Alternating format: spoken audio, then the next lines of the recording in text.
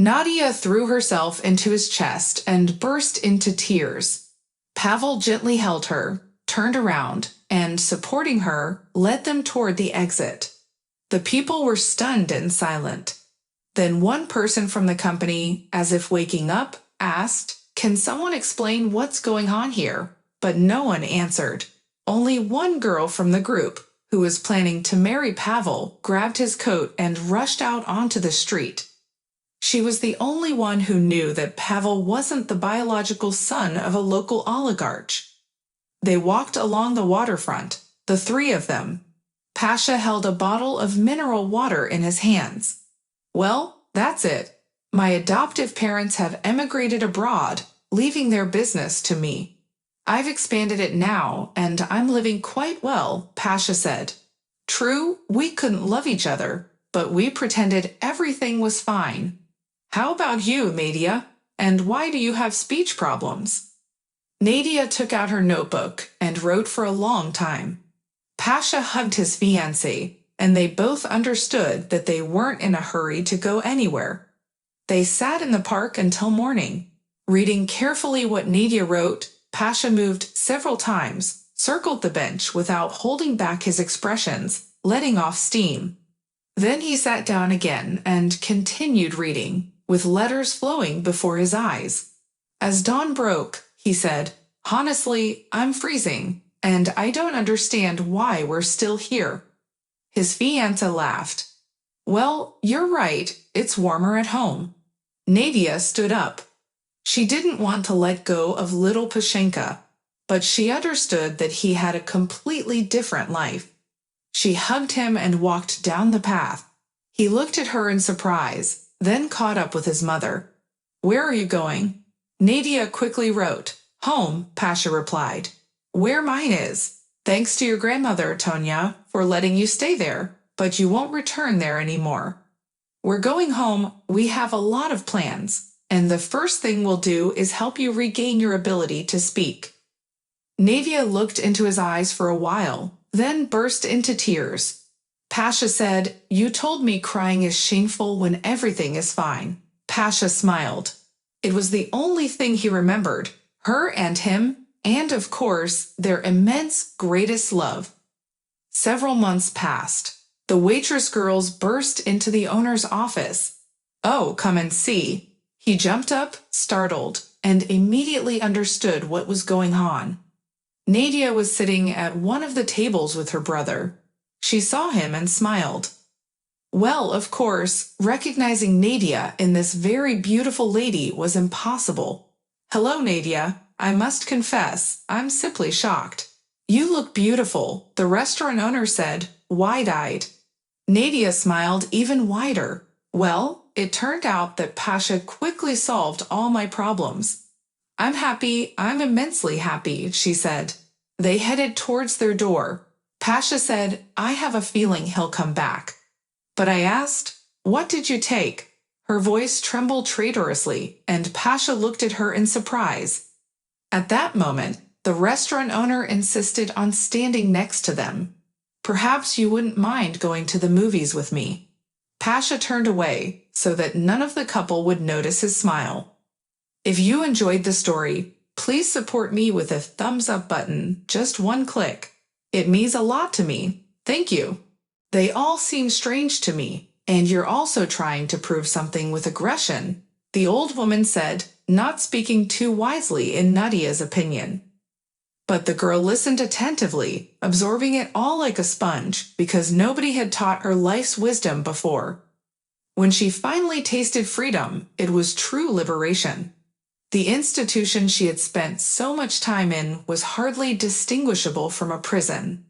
Nadia promised herself that she would think 7 times before taking any action, but once again, she couldn't keep her promise. For another 3 years, she fought to secure housing for herself. The officials understood that she couldn't express her thoughts in words, so they shuffled her from one department to another until one day, in a fit of anger, she began writing complaints to every authority. Finally, she was heard, or rather, her words were read. They provided her not just a room, but a small apartment. Perhaps the authorities were trying to appease her to prevent any cause for outrage. Nadia found a job as a janitor at the train station and slowly but steadily began building her life. And then she met him, Roma. Their romance was perfect. He was handsome, calm, and read everything Nadia wrote with great attention. They understood each other so well. Everything was wonderful and amazing. Roma promised that he would soon start his own business, and Nadia would never have to work as a janitor again. He even said she would be a part of his company, and he would support her so she could be his wife with a dowry. Nadia believed him. She even set the festive table when he came with another man to officially include her in the documents. But one day, she couldn't enter her own home. The neighbor opened the door and said, "You're knocking, but it's pointless. Roma sold your apartment. He sends his regards and has gone somewhere." Nadia called the police, but all the documents were in order. Within a month, all the apartment documents were transferred to his name. Only then did Nadia realize what documents she had signed. She quietly slid down the wall and then lunged at her once-beloved door, banging and even trying to gnaw at it. She wept, but couldn't hear anything. That's how she found herself back in the psychiatric hospital, in the madhouse, as it was called. For the second time, her grandmother, Tonya, came to get her from there. She helped Nadia recover from everything that had happened and took her in. After some time, Nadia got a job as a janitor in a restaurant. It was a stroke of luck because the owner was fine with Nadia quietly cleaning without engaging in idle chatter with colleagues. Besides, she did her job well, and he allowed employees to take leftovers from the kitchen. After all, those ingredients would have been thrown away anyway, and it brought Nadia happiness, relieving her of the need to think about food. At first, it was tough because her colleagues made fun of her, but over time, they grew accustomed to her and even became friends. "Nadia, stay a little longer today," the boss said. She nodded but looked at him questioningly. "Some rich folks are partying here, reserved several tables, and, as you know, they can be quite messy." "We constantly need something to clean," the owner said. He always addressed everyone by their names. The evening was relatively calm, and Nadia relaxed a bit. She always felt anxious when there were many guests, since each one demanded explanations that she found difficult to give, as words sometimes didn't obey her, and intoxicated people always asked numerous questions. Today, the company seemed to be slightly older, all around 30 or even older. A waitress approached Nadia and said, "Did you happen to find a broken glass there?" Nadia picked up her cleaning tools and went to the dining area.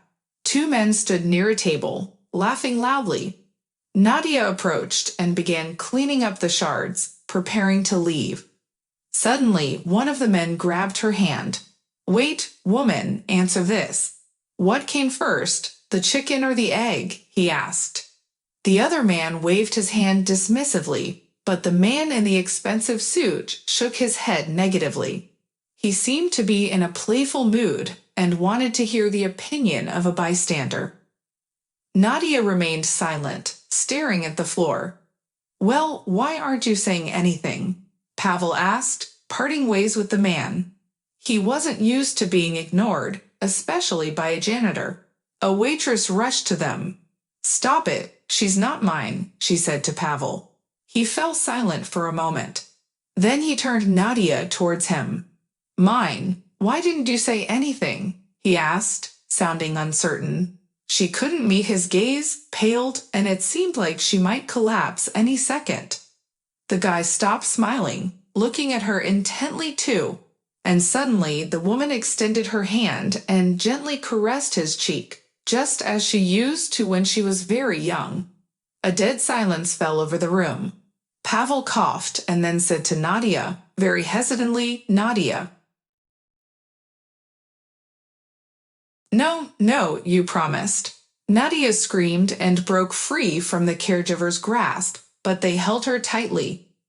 Inna Nikolaevna hissed, Avushka, oh, you crazy mess. No one needs you with your character. But your brother will live with a family, you'll see, and he'll succeed in life. No, you promised. You said they wouldn't separate us. Nadia bit the caregiver's hand and rushed towards the gate. There, a couple was almost forcefully putting a crying 5-year-old boy into a car. He waved his little hands and legs and cried loudly, Nadia, Nadia. The woman finally couldn't take it anymore and slapped the boy. The man grabbed her hand, saying, What are you doing? She got scared herself and pressed her hands to her chest, while Pasha remained stunned. The man quickly put him in the seat and fastened him. The car quickly moved away when Nadia finally caught up to it. She grabbed the mirror, something else, and the car sped up. The man following behind her saw her clearly, but he didn't stop, hoping she would let go of his car. The woman looked at her in horror from the back seat, and Pasha kept screaming and pounding on the window. Finally, the man rolled down his window and forcefully pushed the girl away from the car. Nadia fell, hitting her head hard, and the car accelerated. It disappeared behind the houses, leaving her wondering what had just happened. The caregiver and the director of the children's home ran up to her. Nadia silently looked in the direction where her brother had been taken away. They ended up in a children's home after a fire. Nadia managed to pull her brother out through the window because the fire reached their room last. No one else survived. They were in the hospital at first, even put in the same room because Nadia never let go of her brother's hand, and he clung to her and cried all the time.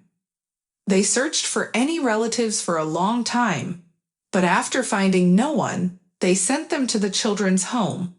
On the first day, Nadia threw a tantrum, or rather, Pasha cried. She yelled and argued, Director of the children's home, we can't be separated, you understand? We can't. Yes, don't you understand? Here in the children's home, there are rules.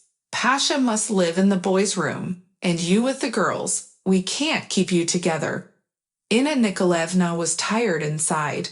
I don't understand what you're trying to achieve. No matter how you want it, there are rules here.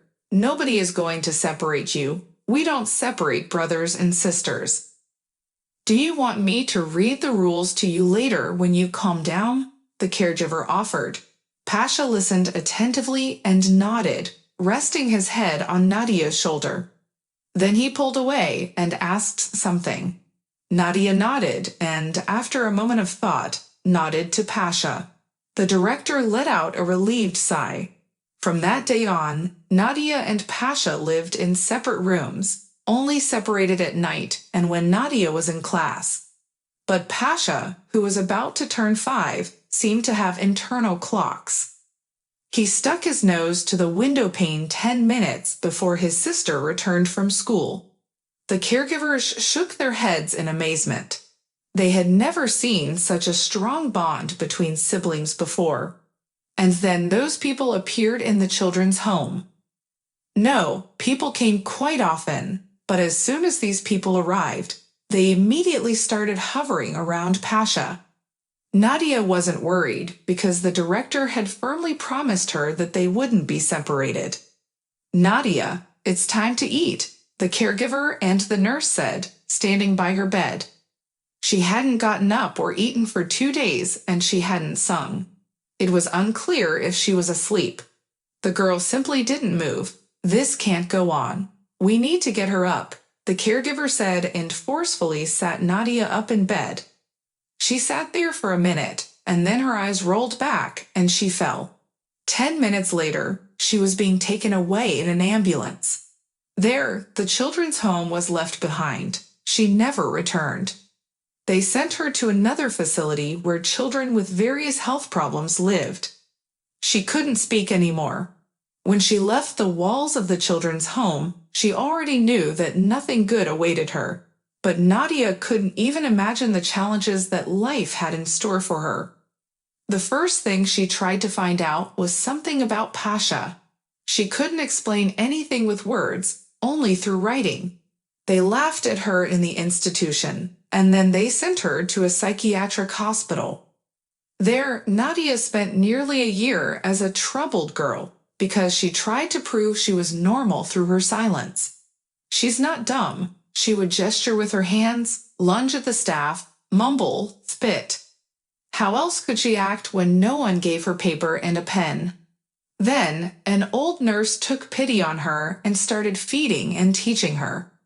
If you can't do something the right way, don't go crazy. Think about it before you make a bold move, and then do it right. You're already strange, don't take offense.